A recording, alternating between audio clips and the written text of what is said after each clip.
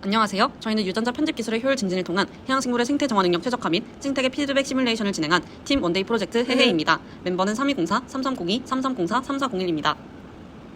목차는 다음과 같습니다. 저희는 과다한 질소비료 사용으로 인해 질산염이 하천으로 유입되어 질산염으로 인한 해양 오염이 심각해지는 상황에서 해양생물의 유전자를 편집해 수질 정화 능력을 높일 수는 없을까 하는 문제의식에서 출발했습니다. 질산염은 수중에 축적되어 식수원 오염의 주요 원인으로 작용하고 특히 이러한 문제에 클로렐라와 같은 미세 조류를 활용한다면 환경을 회복하는 데 실질적인 도움이 될 수 있다고 생각했습니다. 본 탐구의 목적은 크게 세 가지입니다. 첫째, 유전자 편집 기술을 활용해 해양생물의 정화 능력을 높이고자 했고, 둘째, 가능한 gRNA 서열을 탐색하여 유전자 편집 시 효율을 극대화하고자 하였습니다. 마지막으로 이렇게 편집된 생물이 실제 생태계 회복에 어떤 영향을 미치는지를 시뮬레이션을 통해 확인하고자 하였습니다. 저희는 수질 정화 생물로 클로렐라를 정했는데요. 최근 과다한 질소비료 사용으로 인해 질산염이 하천으로 유입되면서 수질 오염이 가중되고 있습니다. 이때 클로렐라의 나이트레이트 리덕테이즈 유전자는 질산염을 아질산염으로 환원할 수 있기 때문에 수질 정화에 직접적인 기여를 할 수 있는 생물학적 기능을 가지고 있습니다. 중금속 흡착과 같은 여러 생태 정화 능력들도 고려를 해보았는데 이는 NCBI에서 유전자 서열을 찾는 과정에서 문제가 발생하였기 때문에 염기 서열 접근이 가능한 유전자로 정해주었습니다. 그리고 이 나이트레이트 리덕테이즈의 유전자 발현을 증폭시켜서 수질 정화 능력을 강화시키기로 하였습니다. 이렇게 능력을 강화시키는데 사용한 크리스퍼-캐스9에 대해 간단히 설명드리겠습니다. 캐스9은 특정 DNA 서열을 잘라주는 단백질이고 gRNA는 그 위치를 정확히 안내해주는 역할을 합니다. 이 기술은 유전자 교정에 매우 정밀하게 작동하며 생명공학의 다양한 분야에서 활용되고 있습니다. 캐스9의 효율을 높이기 위해서는 어떤 서열을 가이드로 삼아야 할지 결정하는 것이 가장 중요합니다. 이를 위해 클로렐라의 유전자 중 질산염 제거와 관련된 염기 서열을 찾고 여기에 대응하는 gRNA 후보를 도출해 캐스9의 성능을 극대화하고자 하였습니다. 먼저 NCBI 유전체 데이터베이스에서 클로렐라, 마리아빌리스의 FNA 파일을 다운로드하고 유전자 위치 정보를 포함한 GFF, GBFF 파일을 활용하여 타겟 유전자인 나이트레이트 리덕테이즈의 정확한 위치를 파악했습니다. 그 후 해당 부위의 염기 서열을 FNA 파일에서 추출하였습니다. 앞서 확보한 유전자의 업스트림 100pp 서열에서 gRNA 후보들을 도출했습니다. 이때 고려한 조건은 캐스9이 작동 가능한 팸 서열을 포함하는지, GC 비율이 적절한지, 그리고 유전체에 대한 특이성이 있는지였습니다. 도출된 gRNA 후보들에 대해 총 5가지 기준을 바탕으로 성능을 점수화해 주었습니다.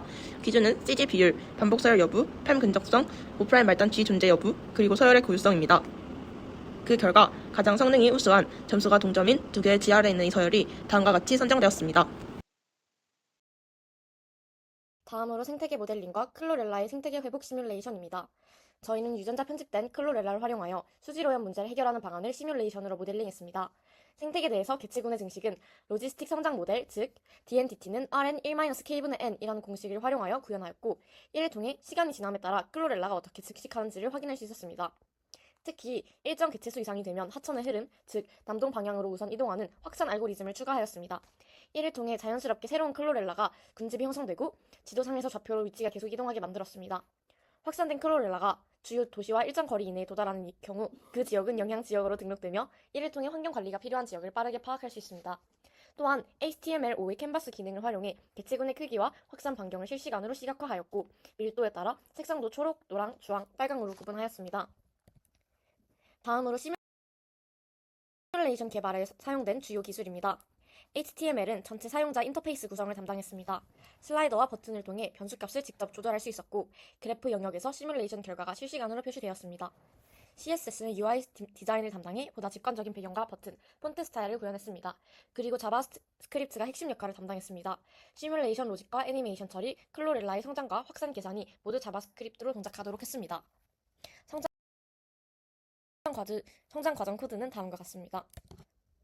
실제 코드는 이보다 훨씬 길지만 그 중에 일부만 삽입했습니다. 다음으로 결론 및 제언입니다. 첫 번째로는 크리스퍼-캐스9 기술을 이용해 클로렐라 바리아빌리스 유전자를 표적 편집함으로써 해양생물의 질산염 제거 능력을 극대화하는 방안을 모색할 수 있었습니다. 두 번째로 시뮬레이션 결과에서 확인한 것처럼 유전자 편집된 클로렐라가 낙동강 하류를 따라 빠르게 퍼질 수 있어서 수질 개선 효과가 기대되는 것 또한 볼 수 있었습니다. 특히 개체군이 일정 수준 이상으로 증가하면 새로운 군집이 계속 형성되고 부산, 대구, 안동 등 주요 도시까지 확산되는 것도 확인되었습니다. 하지만 성장률과 수용력의 변화에 따라서 결과가 달라질 수 있기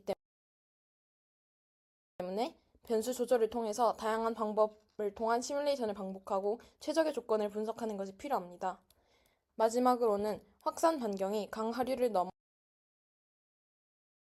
도시 생태계에도 영향을 줄 수 있는 만큼 지역 정부와 협력하여 관리 방안을 수립하는 것도 중요한 시사점이라고 생각합니다. 이상으로 발표를 마치겠습니다. 감사합니다.